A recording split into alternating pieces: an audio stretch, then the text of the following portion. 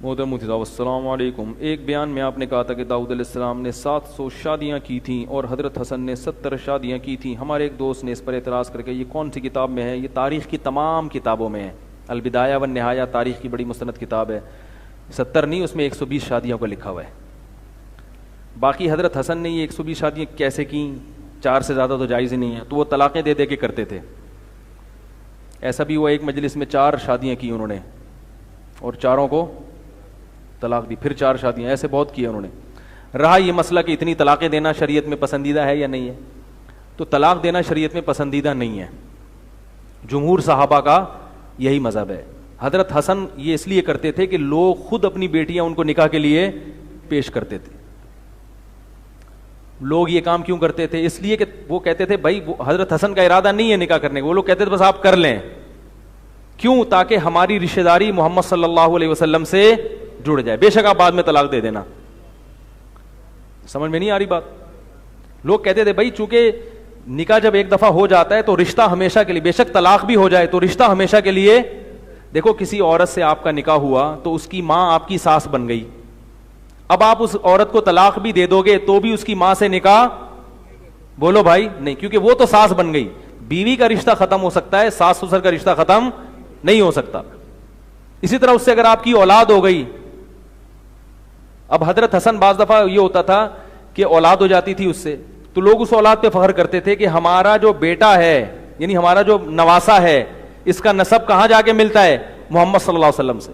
تو وہ فخر کرتے تھے بھائی نبی سے رشتہ داری.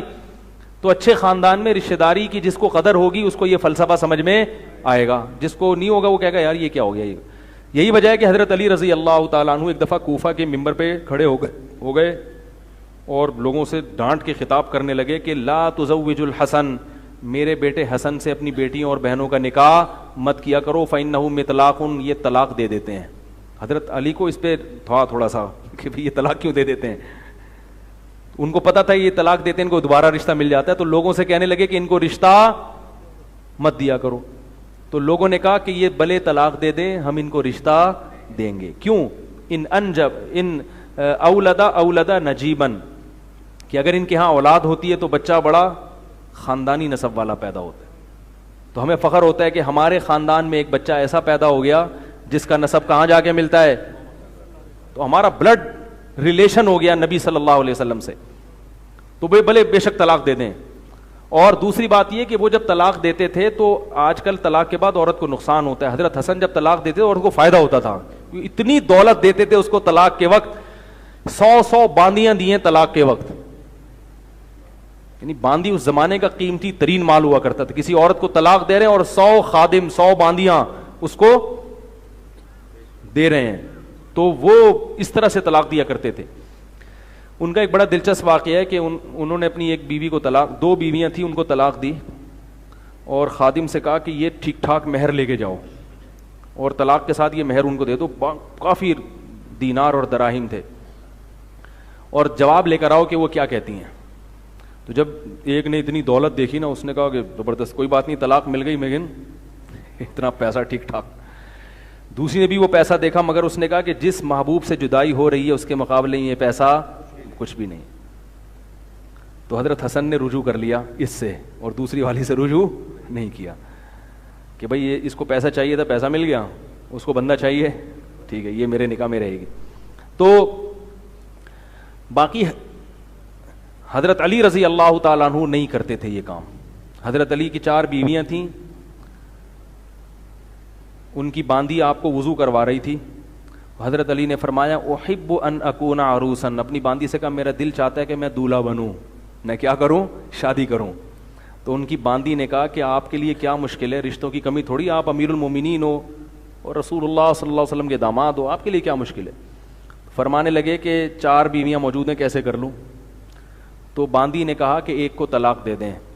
حضرت علی نے فرمایا طلاق قبیح، طلاق قبیح کام ہے، برا کام ہے، اکرہہ، میں اسے پسند نہیں کرتا.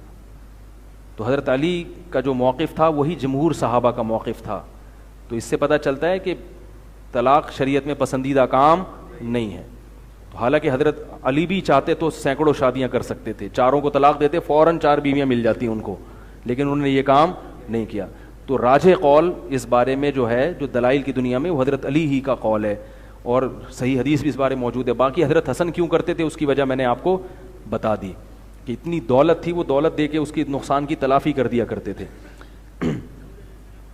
باقی آپ لوگ اس چکر میں نہ پڑیں کہ ہم بھی 120 شادیاں کریں گے, کیونکہ آپ کو ملے گی. ایک آدمی میرے پاس آیا کہ میری تنخواہ 15,000 روپے, میں دوسری بیوی تلاش کر رہا ہوں. اب اس کا بہنوئی بھی آیا, کہہ رہا یار میرے جو بہنوئی ہے نا, وہ اس کی تنخواہ 15,000 روپے, وہ دوسری بیوی تلاش کر رہا ہے, پہلی کے خرچے تو ہو نہیں رہے, دوسری بھی تلاش کر رہا ہے, میں کیسے سمجھاؤں.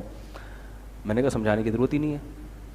کہہ رہے نہیں یار ہماری بہن کے تو خرچے اٹھا نہیں رہا, دوسری بھی کر رہا ہے, میں کیسے روکوں. میں نے کہا روکنے کی ضرورت ہی نہیں ہے. کہہ رہے کیوں. میں نے کہا کوئی دے گا ہی نہیں رشتہ.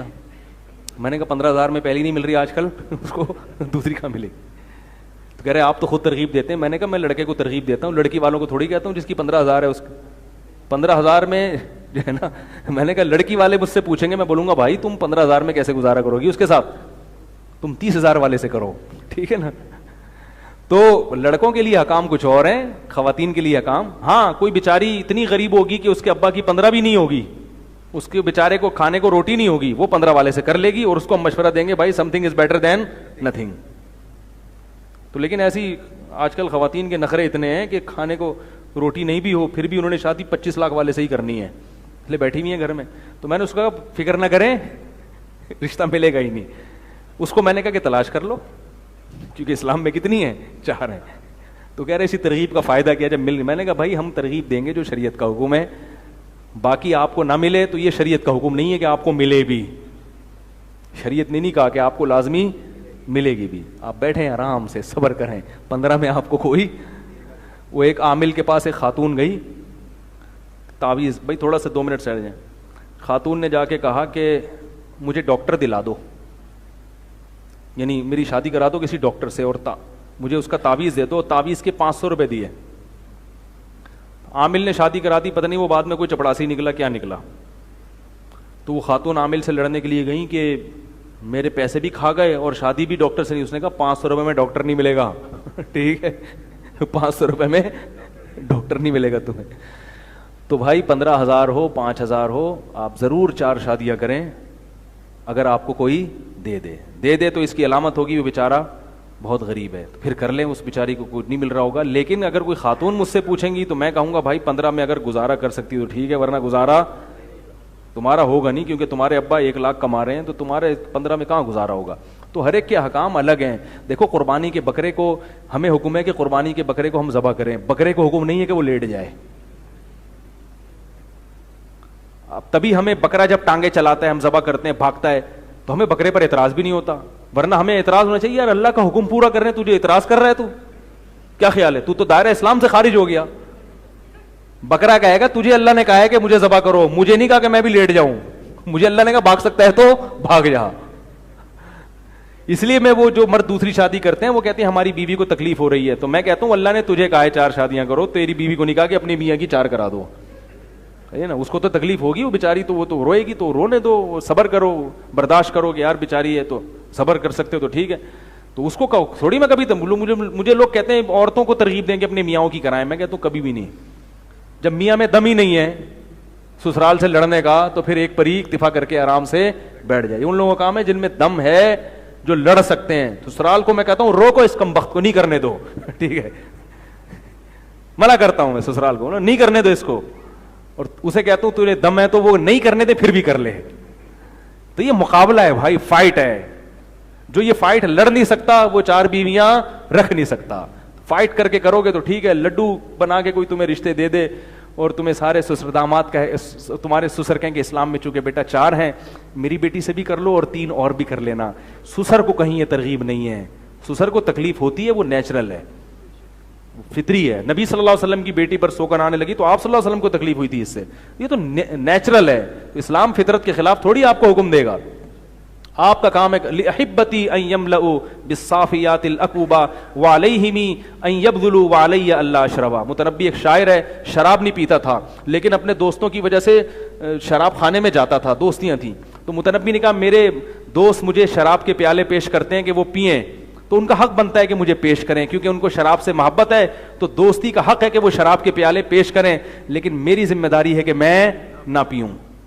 آئی بات سمجھنے. پھر کہتے ہیں مجھے نشہ شراب سے نہیں آتا, مجھے گھمسان کی جنگوں میں تلوار چلانے سے نشہ آتا ہے. تو اپنے دوستوں سے کہہ رہے ہیں مجھے اگر نشے میں لانا ہے کسی سے پھڈا کرواؤ, لڑائی کرواؤ, پھر تلواریں چلواؤ, اس سے مجھے مزہ آئے گا, شراب میں مجھے نشہ نہیں ہے. پھر بھی دوستوں کو ملامت نہیں کر رہا, کہہ رہے تمہاری ذمہ داری ہے, تمہیں چونکہ شراب سے نشہ آتا ہے تو تم ضرور پیش کیا کرو. تم اگر پیش نہیں کرو گے مجھے اشکال ہوگا کہ تم اپنی محبوب چیز مجھے پیش کیوں نہیں کر رہے. شاعر کا کلام ہے بھائی, ٹھیک ہے. تو اس لیے ہم یہ کہتے ہیں کہ بیوی کو کہے کہ وہ شوہر کو نہ کرنے دے, اور شوہر کو چاہیے کہ دم ہے تو کر کے دکھا لو. پوچھتے کیوں؟ یہ اسی طرح ہنسی خوشی زندگی گزرے گی آپ کی, جو کہ نہیں گزرے گی, لیکن ثواب بہت ملے گا. یہ بہت سارے سوالات ہیں, پھر ٹائم بہت ہو گیا. تو ثواب کی گارنٹی ہے بھائی, حالات کی گارنٹی نہیں ہے.